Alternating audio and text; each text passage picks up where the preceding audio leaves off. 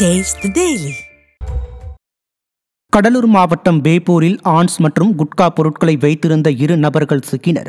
வேப்பூரைச் சேர்ந்த வெங்கடேசன் என்பவர் சட்டவிரோதமாக ஆன்ஸ் மற்றும் குட்கா பொருட்களை பதுக்கி வைத்து விற்பனை செய்து வந்தது தெரியவந்தது. இதேபோல் வெங்கடேசன் என்பவரும் தனது பெட்டி கடையில் குட்கா பொருட்களை விற்பனை செய்தது தெரியவந்தது. இதையடுத்து இருவரிடமும் இருந்த ஆன்ஸ் மற்றும் குட்கா பொருட்கள் சிக்கிய நிலையில் சட்டவிரோதமாக குட்கா பொருட்களை விற்பனை செய்த இருவரும் பிடிபட்டனர்.